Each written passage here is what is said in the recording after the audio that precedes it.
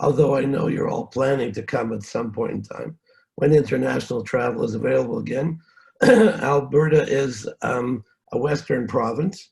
It's a population of about 4.5 million people. I think it's magenta or something like that on the map in front of you. It has two, as I said before, rotary districts and two major urban centers, Edmonton, where I'm based, and Calgary, which in many ways is a bit more famous and publicly known, partly because of the mountains of Banff, the Calgary Stampede. And I thought I would just put in a photo of a typical Alberta spring day, which may be a little more snow than you're used to in your part of the world. A little bit about Inclusion Alberta. It's in a way akin, if you want, to Belonging Matters. It's a family advocacy federation. It's more than 60 years old. It's a registered charity and represents 40 organizations from across the province, and we're connected to 10,000 or more children and adults with developmental disabilities. Our mandate is to assist individuals and families to have every opportunity for the best possible life, and we work with individuals across the lifespan, from the beginning of life towards the end of life. And the Rotary Employment Partnership, which is what I'll describe to you today, is just one of the many initiatives that we have. We are Canada's, we're not the largest province by any stretch of the imagination, but Inclusion Alberta is the largest of all its sister organizations in the country. I think obviously all of you would know the value of meaning in employment. It's particularly true for Rotarians because our organization was founded over 100 years ago on the basis of making a fundamental difference, both locally and internationally, on the basis of our vocations. And many of us either are or have been in leadership roles in our communities and have enjoyed what it is that employment brings to us in our societies and communities, a sense of identity, an opportunity for belonging, a better life as a result of improved incomes, an opportunity to contribute, perhaps a reason to get up at 3:30 plus in the morning, to feel valued, opportunity to grow and learn, a place where we might even have a friendship. And peppered throughout the presentation, you'll see different slides of individuals with intellectuals employed in various positions. I won't mention them all because of time, but this is Janine, who's been employed well over 15 years now with a banking operation in Alberta with one of her banking colleagues. And if the video works today, you'll see another example of someone working for a bank. I think what's important to recognize, and in a sense what this partnership is based on, is the idea that individuals with intellectual disabilities are not differently human. That is, irrespective of the complexity of their disability or potentially their ability to ordinarily communicate, they still share the same human desire for a meaningful life, to have friends and relationships, to know they're wanted and needed. They have gifts to share, talents, and they too want to make a difference in the world, just as Rotarians do. And so what we're seeking through this initiative is the opportunity for people to have real jobs for real pay in the real world as unique individuals. So not in particular categories of employment, but in the breadth and width of employment opportunities that are available to many of us. However, the reality still today for way too many individuals with intellectual disabilities is that they experienced an impoverished life, both in terms of limitations of income and in terms of relationships and friendships to ordinary citizens, people, members of their community. And this is some data from Australia. which in fact is very similar to Canada. And just as many of you would know, there are many commonalities in our countries. Unfortunately, there's not always the best of our commonalities. And so today in Australia, only about 16% of individuals with intellectual disabilities are employed in the open market. And that, of course, means they have typically have more limited lives. And the consequence of that is quite a large number live near or below the poverty line. Incorrectly, many are perceived to be unemployable or not expected to work. And by and large, I should reference the fact we are talking largely about part-time employment and a smaller number working full-time. And so this initiative, as I'll explain in a moment, was sort of born out of an interest to try to make a fundamental difference in as many lives as possible, expand the possibilities of employment, the types of employment, and to ensure where we can that family and individual dreams do not go unrealized and unfulfilled. Some of you will know Frank Devlin, the past president of RI, just recently passed away actually from cancer.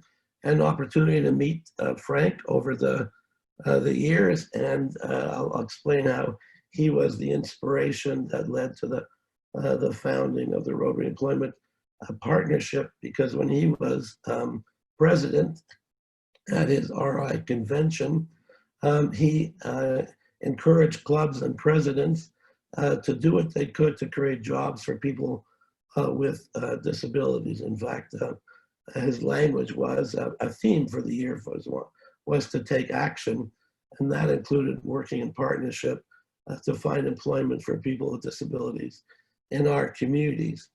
And at that convention was a friend of mine, Wendy McDonald, who was the incoming president of her club that year.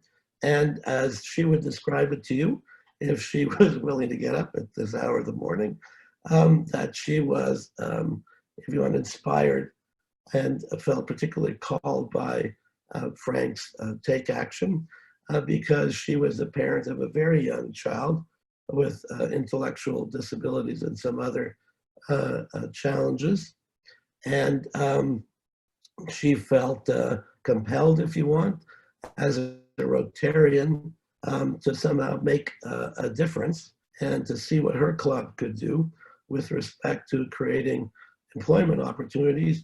And naturally, she had a bit of self-interest, given in some days her son would become a young adult, and she wanted him to have the same dreams she had for her other son and to do whatever she could for those dreams to be realized. And so when she came back from the convention, she knew of me. She'd heard me present to a group of parents, and she asked to meet with me. And I had heard of Rotary, but in fact didn't know much about Rotary. And so Wendy was my guide, if you want, in introducing me to many different clubs and to learning in quite some depth about Rotary. And I saw potential to make an incredible difference. And individually, through personal commitments by Rotarians and their networks, and to make a fundamental difference in the lives of people with intellectual disabilities. Many of us find employment actually through our networks and connections. Only a small percentage of jobs are actually advertised.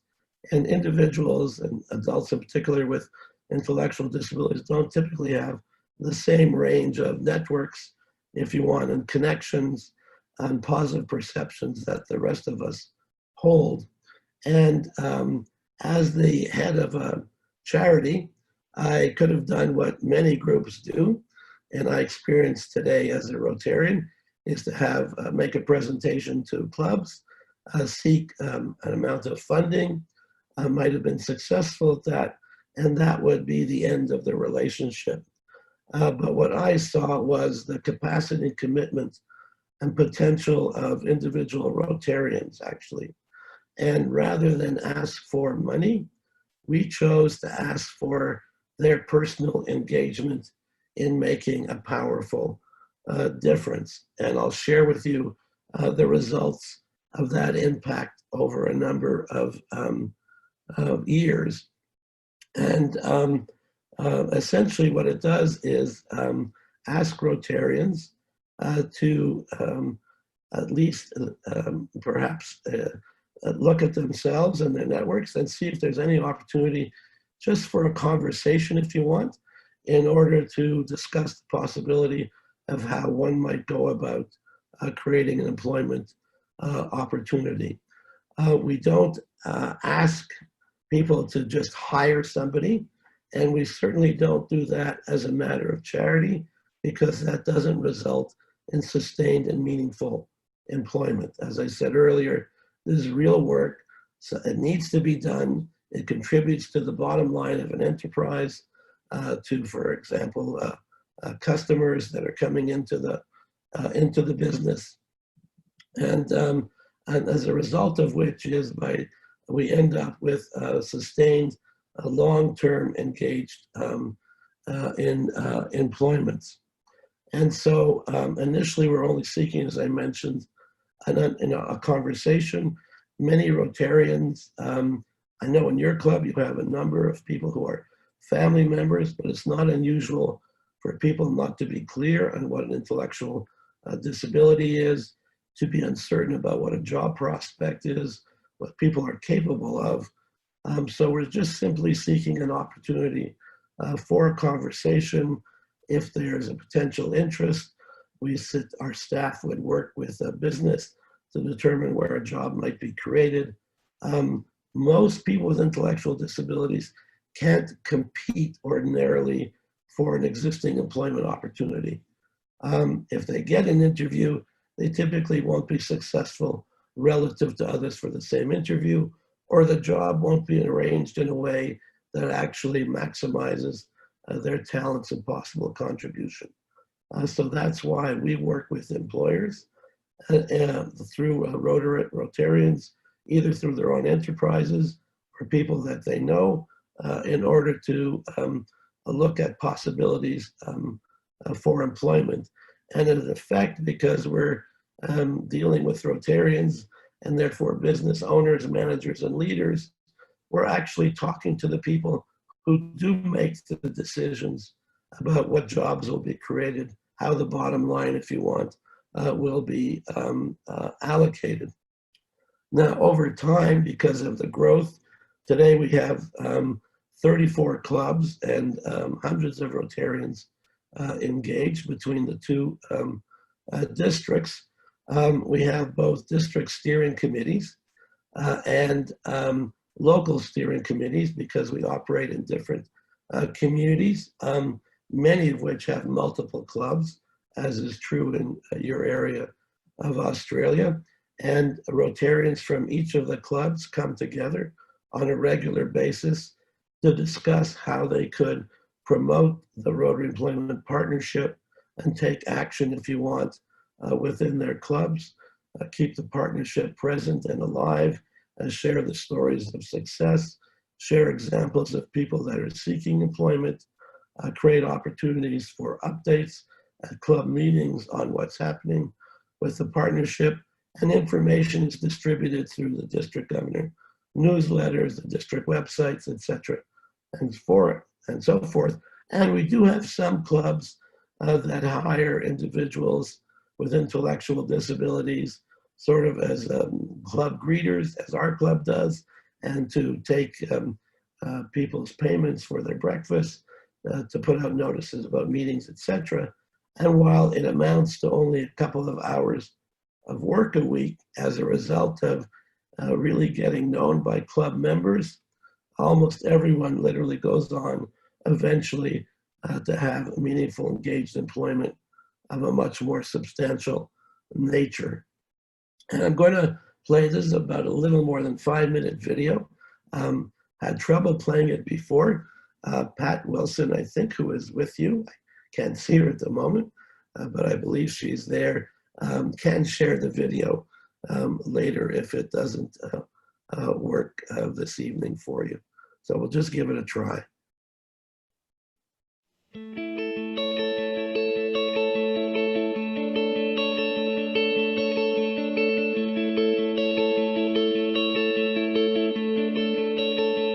So tell us, Davey, what is your job title?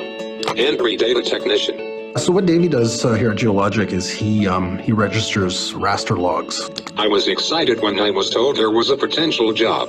Before, I would stay home and that sucks. So when Davey first came on board, one of the concerns that I did have going in was, how much additional time would have to be devoted to making sure he's doing okay. And those concerns honestly went away right away. There was tremendous support from Inclusion Alberta and the Rotary Employment Partnership. It was great, right from the get-go. He's been just like any other employee. Like, I haven't had to devote any more or less time than anyone else. Inclusion Alberta and the Rotary Employment Partnership have been very helpful in providing support for our managers and also for Davey to make sure that it's been a good and effective partnership.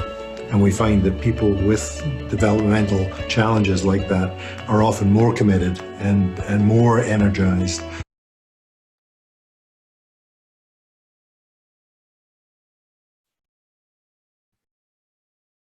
Just bear with me for a sec. I'm going to try something else.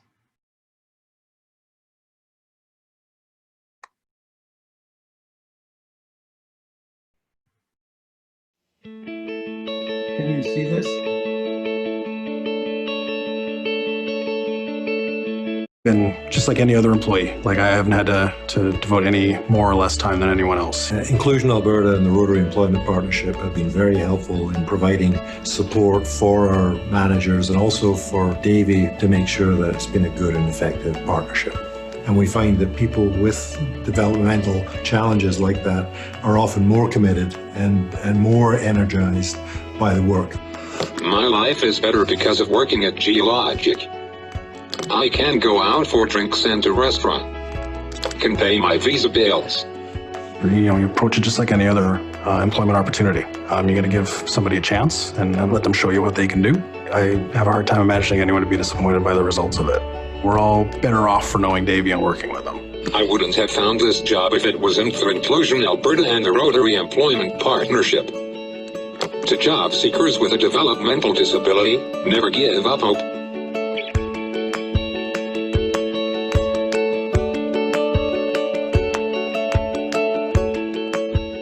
I sit at the front desk, and I'm the first person that people see when they walk in, and I direct them to where they need to go.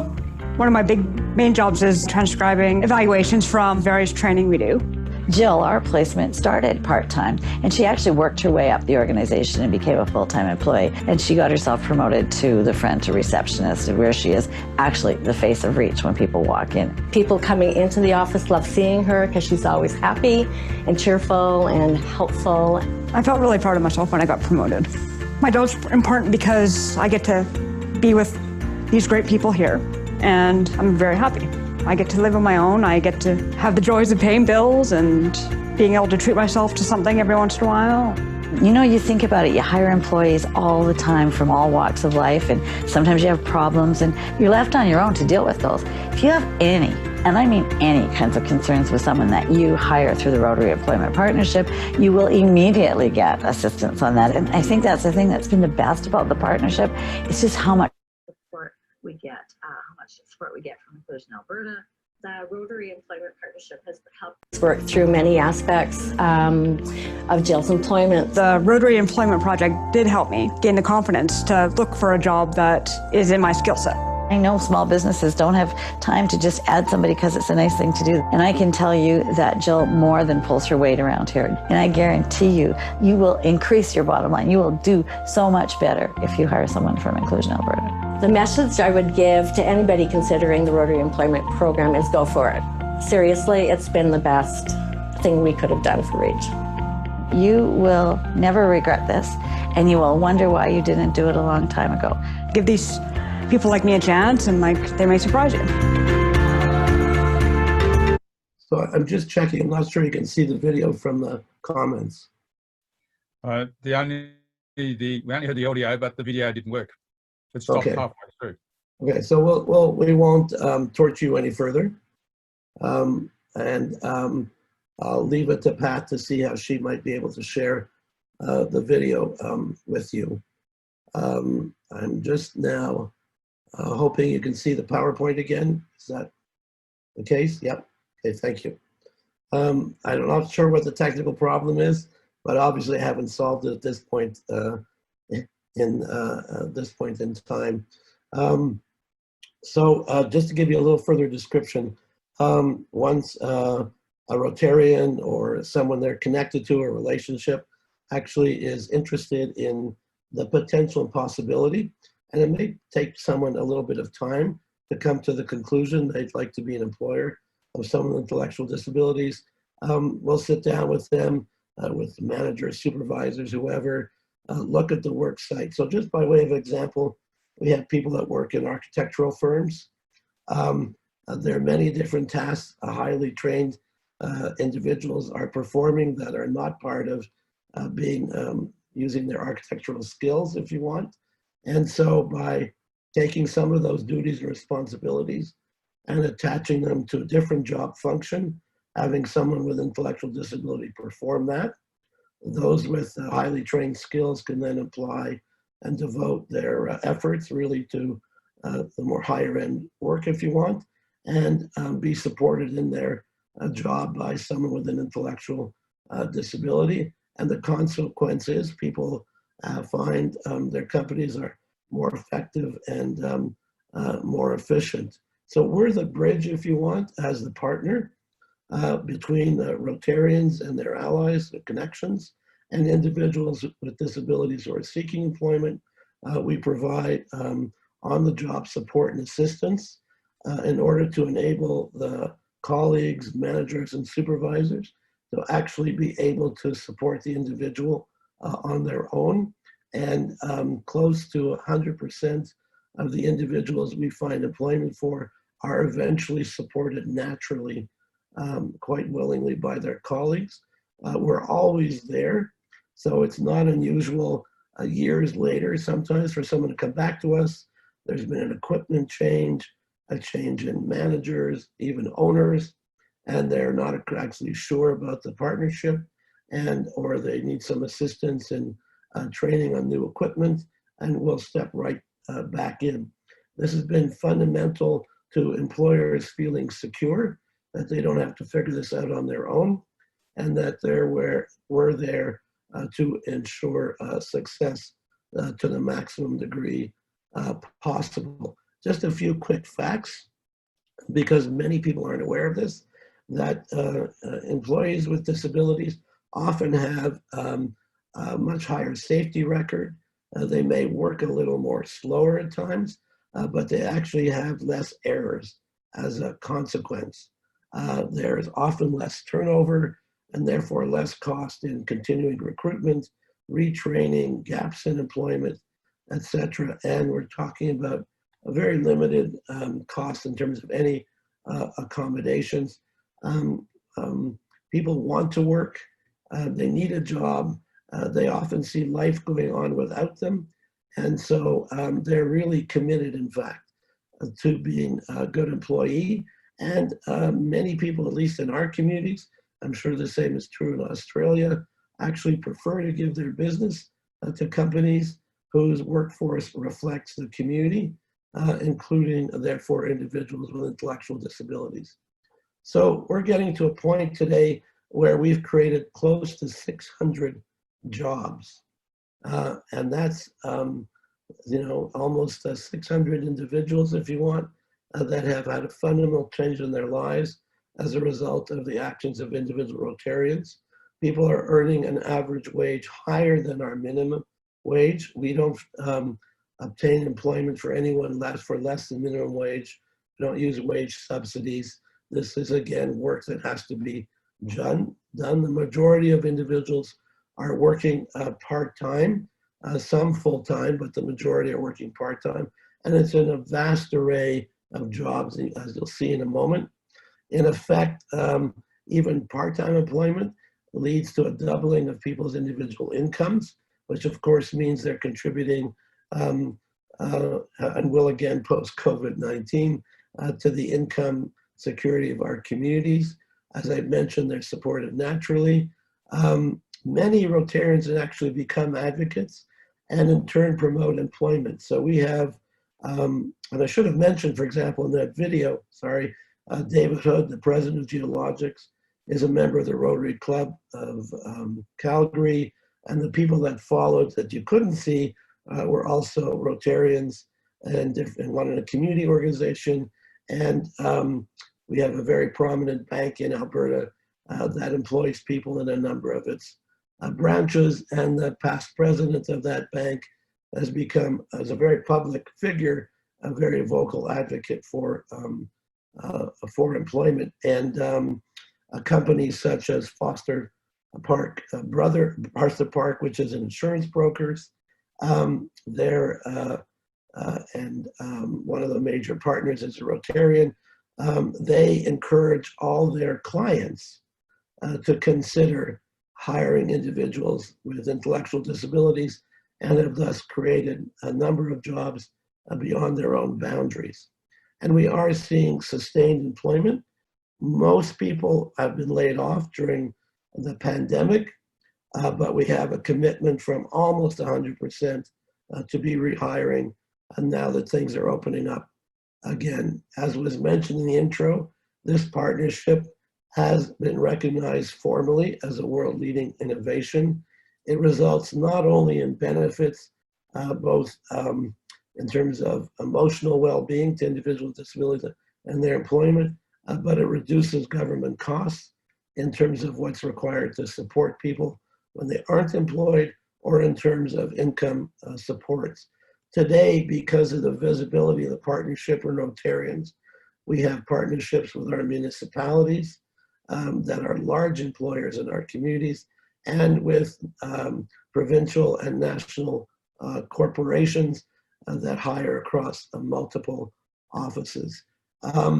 People are working in law offices, insurance companies, dentists, doctors' offices, manufacturing, banking, construction, etc., warehousing, and so on. I won't list them all because you're quite capable of reading them for yourselves. And these are just logos of people working at universities, in media corporations, Home Depot, which is a major, sort of hardware stores for hospitals, for grocery stores, communication companies, for example, hotel, hospitality industry,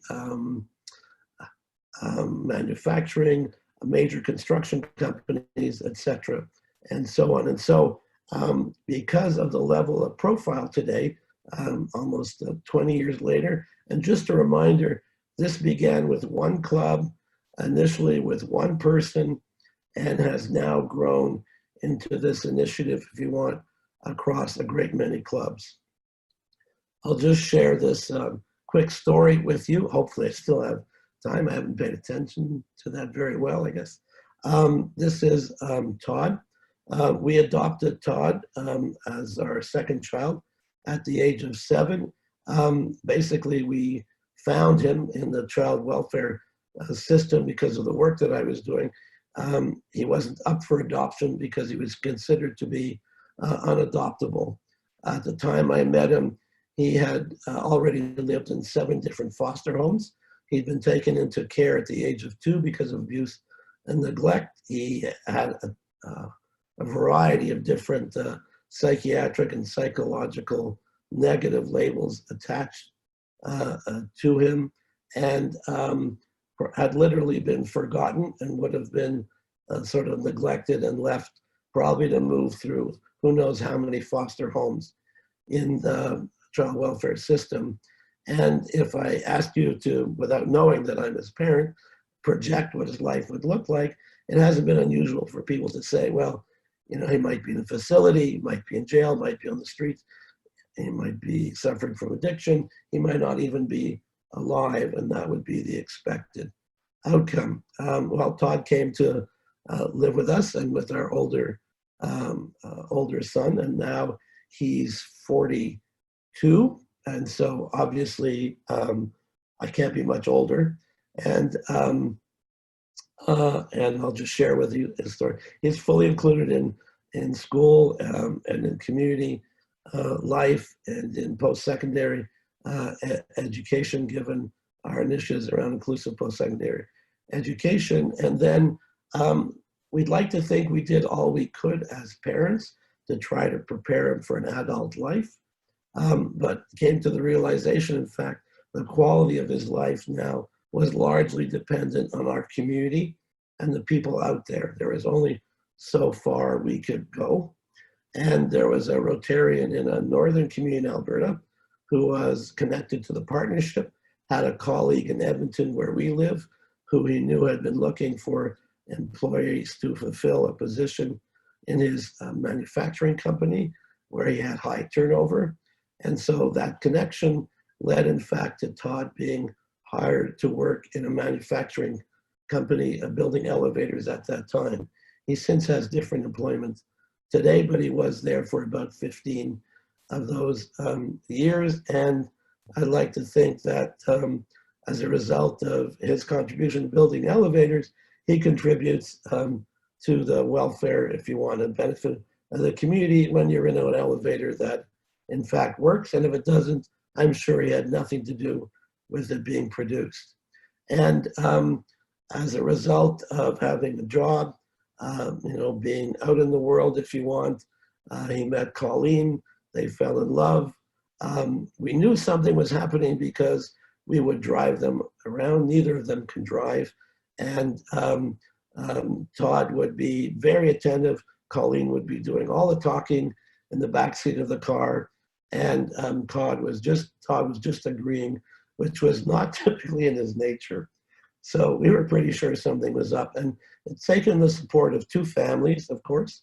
They each have individual support, and both have obtained employment through the Rotary Employment Partnership. Colleen works in an administrative position, and today they're trusted babysitters of our grandchildren who are actually older than you see in this picture. And the point of which is you can't make a straight line, connect a straight line or dots between Todd's earlier life and the life he has today. And to recognize that we'd like to think, of course, we made some difference to that, but in fact, Rotarians, strangers to Todd, if you want, initially, and Colleen, have made a fundamental difference. They've helped to provide the income that allows them to live in their own place, to enjoy life, to go out together, at least post COVID-19, if you want, and of course pre-COVID-19. And I think this is a difference that Rotarians have made in the lives of hundreds, and literally through personal engagement connections and without expending any club of funds, if you want. And I think in many ways this is the essence, if you want, of why we're involved and engaged in Rotary. And I hope there'll be the opportunity for you to do the same in your communities. If there is time left, we could have questions. If there isn't, I certainly appreciate your tolerance for my taking too long and the challenges with the video. Thank you for that, Bruce. I wonder if you can take your share screen down at the moment. Thanks, Bruce. Yes, absolutely. Take your screen down at the moment. Yep. Thank you. Well, that was a wonderful story to finish on with, about your family, about your son, and what's happening in his life as well too. So well done on taking care of your son with that. Are there any questions there for Bruce? There's a question from Brian Negus. Yeah, thanks, Brian. Bruce, what a fantastic story, and culminating with your son as well. That was just amazing. Two questions. You mentioned earlier on that it's difficult to overcome the view that people with disabilities are unemployable. How do you overcome that? What are the sort of the buzz things that you try and achieve? And the second question was about the volunteers. You mentioned from Rotary clubs, but did you actually try and secure community volunteers as well as Rotarians? I'll try to answer your questions, Brian. Thank you. In the first instance, we initially make presentations like this, although in person, to Rotary clubs. And we typically involve and engage a person with an intellectual disability, either who has been employed, so they can share their story, or would really love to work. And actually, even though their presentations are typically brief, they're far more powerful and engaging of Rotarians than I ever am. And they make the connection themselves of Rotarians wanting to make a difference. And so you're a little bit at a disadvantage, not just at the distance, but in the fact that I'm presenting to you, and a person with a disability who's looking for a chance, who's so grateful for the opportunity someone has given them, actually is far more likely to touch your hearts than I am. And people then want to take action and learn more as a consequence. Part of the advantage, actually, is Rotarians aren't necessarily limited in their view of what's possible. And so we get lots of different job creation ideas by Rotarians simply saying, or somebody they know, I'd like to look at it, but I don't know what the job could be. And in that way, we create a greater array of interesting jobs. And now I forgot the second part of your question, Brian. It was about volunteers. Oh, yes. You mentioned Rotary people. We're obviously, a lot of us are all committed in doing stuff for Rotary. Did you seek volunteers from the community more generally? After, in time, because the partnership gained such widespread community acknowledgement. And so in a way, this has enhanced the presence and visibility of Rotary in our communities. It's been of mutual benefit. And so the consequence is that other community members, other businesses, community leaders have become interested and have stepped forward. And we, like everyone else, sort of build on those connections and relationships. It's difficult to convey, but as partners, we as a nonprofit organization dedicate a lot of time to building those relationships, sustaining those relationships, acknowledging them in the community. So this will be featured in local community newspapers, on local news stations, and so people come forward on the basis of what Rotarians have done. The mainstay today is still the engagement of Rotarians. New club members are inducted, so to speak, into this idea, introduced to it, encouraged to participate. We know we're far more likely to have sustained members if they find a way to become engaged.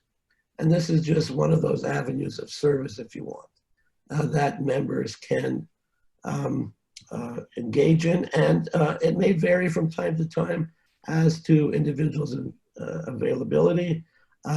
Rotarians who are now retired still have connections, still have sometimes prominence in communities, can still make introductions for us. So that's just a bit of an example of how we extend beyond Rotary. Thank you for that, Bruce, and thank you, Brian. If I could ask, are there any other questions at the moment? Because I'm going to ask, bring Patricia into this one as well, because Patricia has based her program in Baronia on what Bruce has been doing. So how did you set yours up then, Patricia?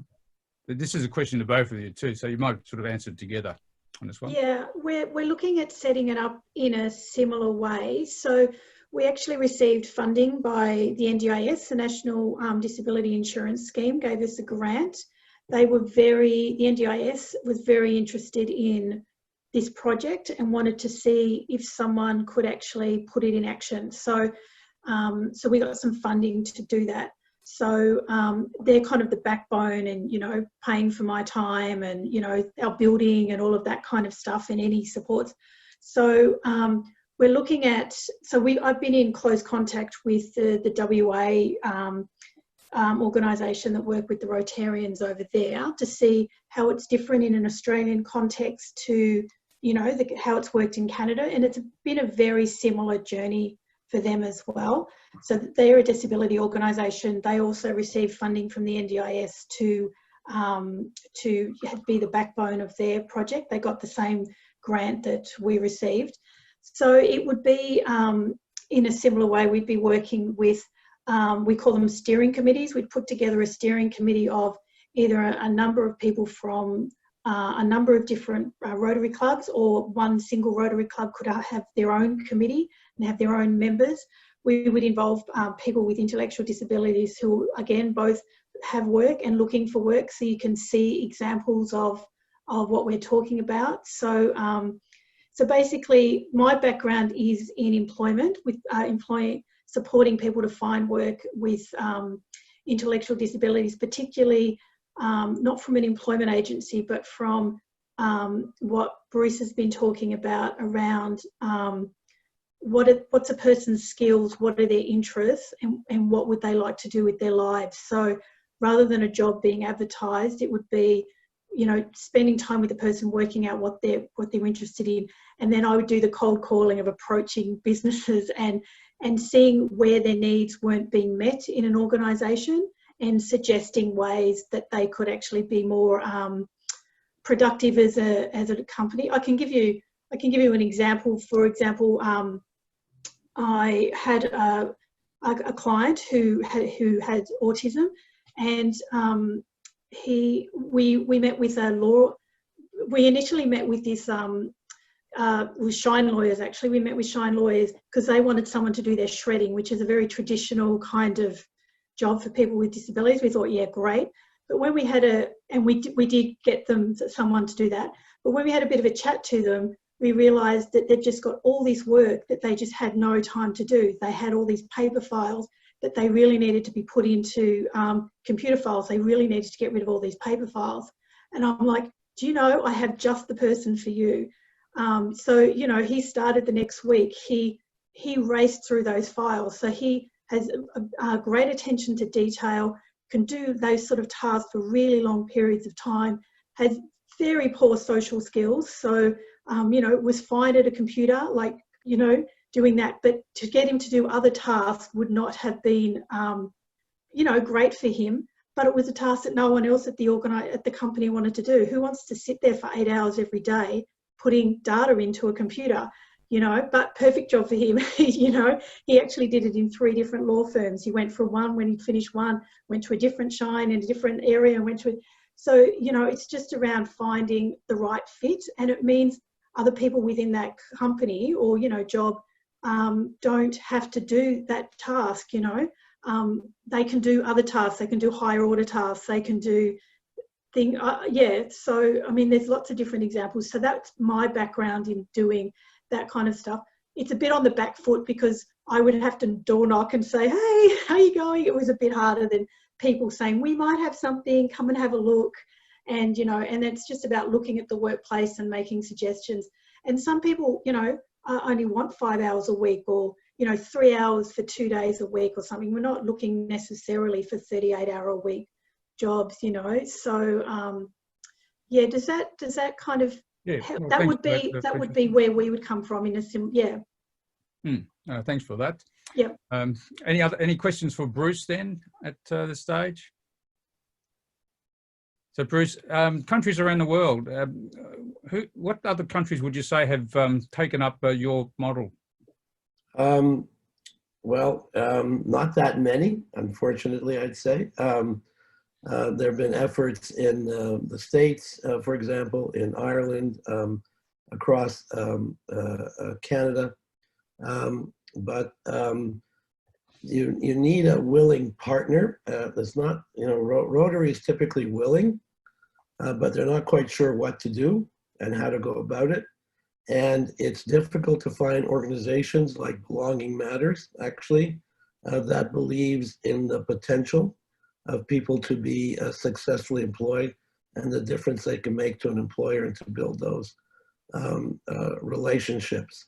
And so I think it's really still a hugely untapped area that can make an incredible difference. It needs to be tailored to different countries, have different cultures, different histories, different practices.